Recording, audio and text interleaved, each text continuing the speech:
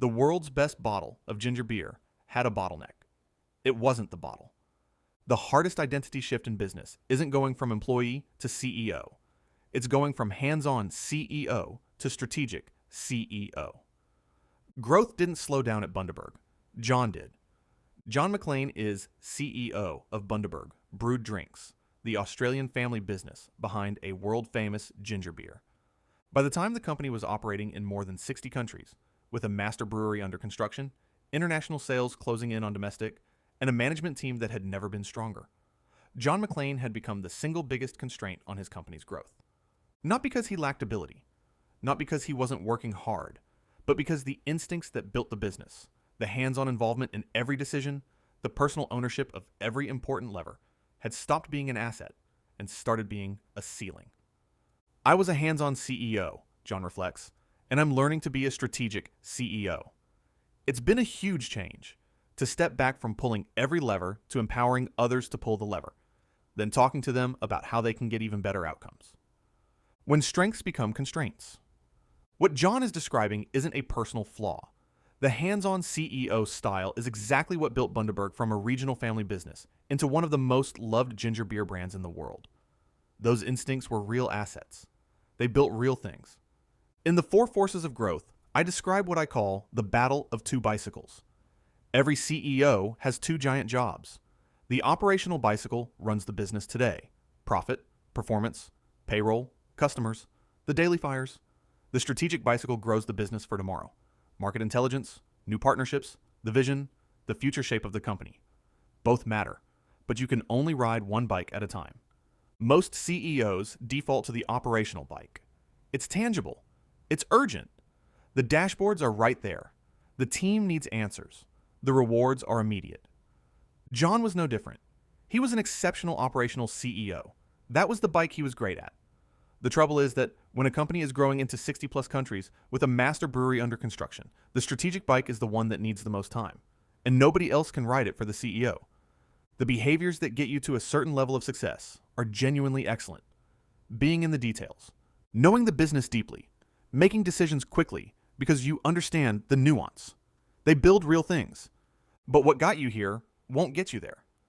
At a certain size and complexity, the CEO, who's still primarily on the operational bike, isn't adding value. They're absorbing it. Every decision that runs through them instead of the team is a decision the team didn't make and didn't grow from making. The company can only grow as fast as the CEO is willing to climb onto the strategic bike. What the shift actually requires.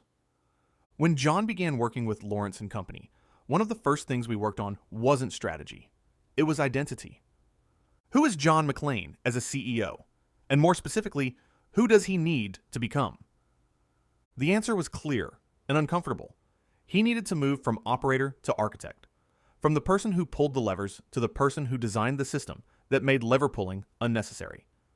That transformation required several things in parallel. Building the right management bench. Some longtime team members fit the new structure. Others didn't. John reflects honestly. Sometimes people who've been with you a long time may not be the right people moving forward. Taking the time to really think about who you're employing is crucial. These were painful calls. They were also necessary ones. Implementing rigorous planning rhythms. Quarterly goals replaced ad hoc decision-making. Everyone understood the flywheel, the core engine of how Bundaberg grows. When people understand how the business works, they can make better decisions without running every question up to the CEO. Learning to manage through conversation rather than control. John describes it as talking to people about how they can get even better outcomes, not making the decision for them, but developing the people who make decisions. And making this shift is genuinely difficult. Letting go of the things you're great at, the very things that built the company, can feel like losing your edge before you've found a new one. Every CEO who's been through it talks about how uncomfortable the middle is. The payoff. The transformation is still in progress. That's worth saying. These shifts don't happen in a quarter. They're ongoing, iterative, and sometimes frustrating. But the results at Bundaberg speak clearly. Revenue grew 61.9% between 2019 and 2025. EBITDA, as a percentage of net sales, has exceeded 25%. The top-tier customer base doubled. And perhaps most telling, the business now runs without John pulling every lever. The management team makes many decisions independently. John's daughter, Bronte McLean, 27, now works at the company in sustainability, observing board meetings, learning how the business operates. The fourth generation is preparing for what comes next. You don't build that kind of succession readiness in a company where the CEO is still pulling every lever. Where have you become the bottleneck? Take a hard look at last week. How much of your time was on the operational bike? Solving today's problems? Jumping in to make sure things didn't go sideways? Being the answer when someone needed one? And how much was on the strategic bike? Building the relationships, making the calls, and protecting the focus that determines where the company goes next. If the answer makes you wince a little, you're in good company. Most CEOs we work with find the operational bike has been getting more of them than they realized. Not because they're lazy or unfocused. The opposite. Because they care. And because there's always one more thing only they can do. 3 places to start. Name the lever someone else should be pulling. One specific decision. One specific call. Hand it over. Then talk to the person about how they can get even better outcomes. Block strategic time first, not last. A morning a week, a day a quarter. Customer visits that aren't troubleshooting. Strategic conversations with people you don't get to often enough. Tell your team where you've been the bottleneck. Saying it out loud shifts the dynamic. People stop waiting for you. You stop being the answer by default.